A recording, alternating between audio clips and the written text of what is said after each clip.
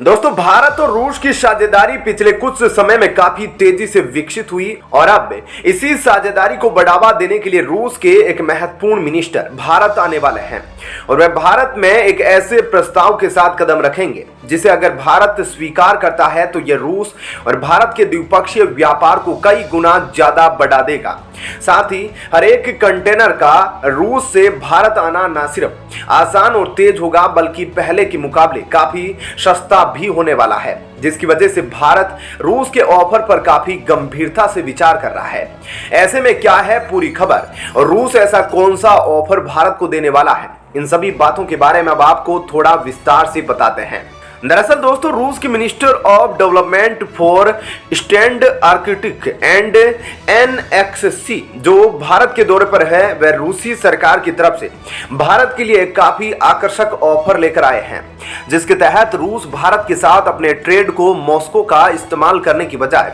Vladivostok port का इस्तेमाल करते हुए करना चाहता है, जो रूस के फार ईस्ट रीजन में डेवलपमेंट को काफी तेज कर देगा और रूस का नॉर्थर्न सी शिपिंग रूट पहले के मुकाबले काफी सक्रिय भी हो जाएगा। इसका इस्तेमाल करते हुए रूस एक भरोसेमंद सप्लाई लाइन बना सकता है।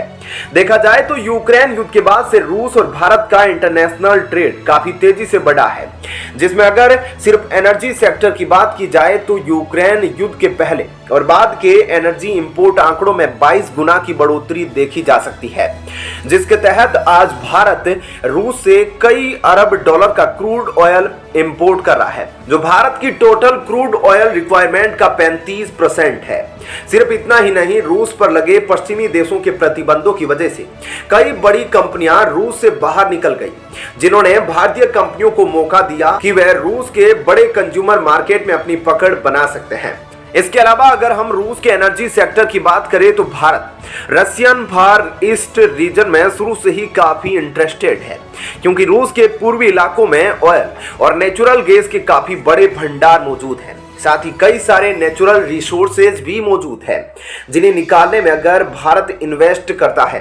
तो इसका फायदा हमारी अर्थव्यवस्था को मिलेगा, जिसके तहत भारत ने कुछ समय पहले ही रूस के शेक्लेबल ऑयल फील्ड प्रोजेक्ट में 20% स्टॉक खरीदते हुए 1.7 बिलियन डॉलर का निवेश किया था। ऊपर से रूस अभी तक भारत की तरफ से किए गए टोटल एनर्जी इन्वेस्टमेंट का आंकड़ा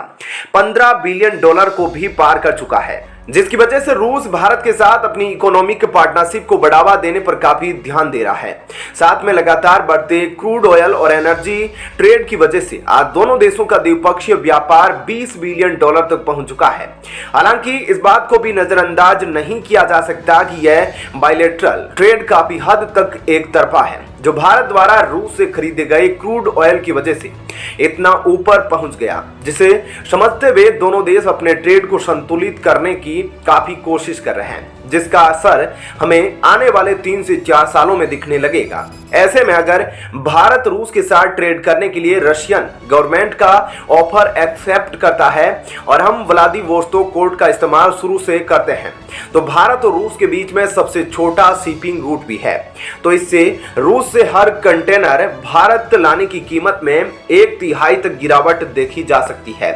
यानी कि रूस के साथ ओवरऑल ट्रेड में भारत को 25 से 30% तक की कीमत चुकानी होगी, जो दोनों ही देशों के द्विपक्षीय व्यापार को और भी ज्यादा तेजी से बढ़ा सकता है, जिसकी वजह से रशियन गवर्नमेंट की तरफ से जो ऑफर प्रपोज किया जा रहा है उस पर भारत काफी गंभीरता से डिस्कशन कर रहा है। तो दोस्तों, ऐसे में इस खबर के बारे में आपकी क्या राय है, हमें कमेंट करके जरूर बताएं।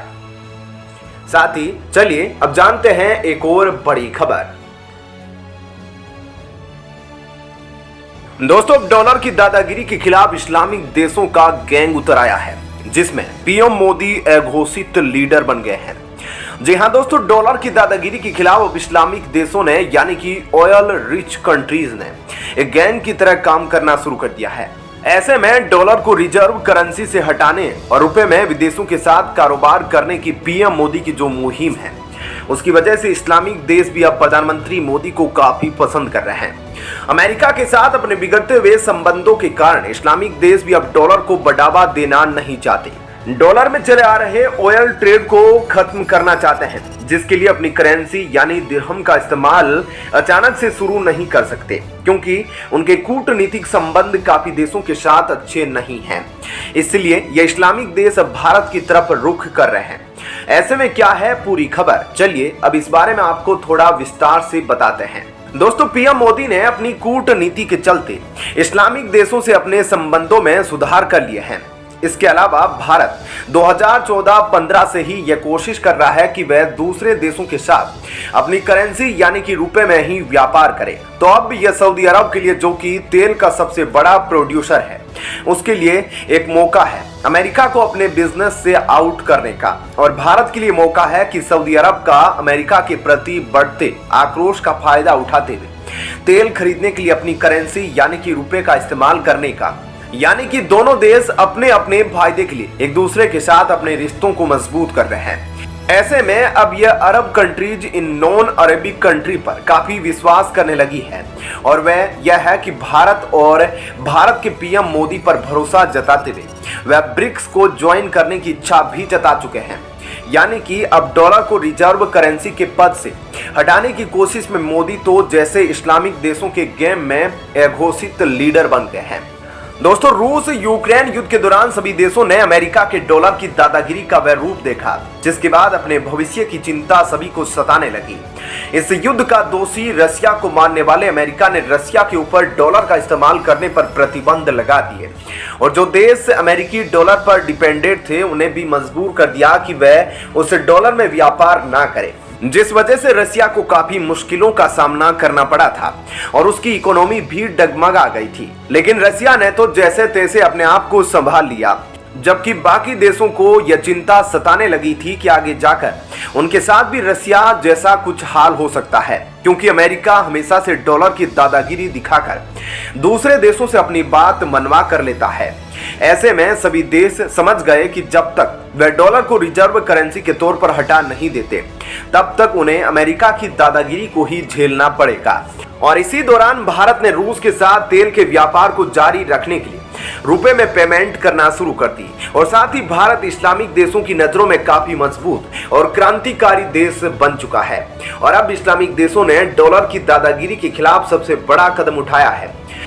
और हाल ही में सऊदी अरब के फाइनेंस मिनिस्टर ने मीडिया के सामने कहा कि 48 सालों में पहली बार oil rich nation US dollar के अलावा दूसरी करेंसी में ट्रेड करने के लिए तैयार है, और यह बात इस्लामिक देशों के डॉलर के खिलाफ उतरने का सबसे बड़ा सबूत है। ऐसे में पिछले 80 सालों से चली आ रही डॉलर डोमिनेंस अब खतरे में है, पर यह मौका भारत के रुपए को इंटरनेशनल करेंसी बनाने के लिए सबसे सही मौका लग रहा है। और दुनिया के 18 देशों ने भारत के साथ रुपए में व्यापार करना शुरू भी कर दिया, जबकि 64 और देशों ने भी इसमें दिलचस्पी दिखाई है, जिसके बाद अब रुपया जल्द ही इंटरनेशनल करेंसी बनने वाला है। तो दोस्तों, ऐसे में इस खबर के बारे में आपकी क्या राय है, हमें कमेंट करके जरूर बताइए।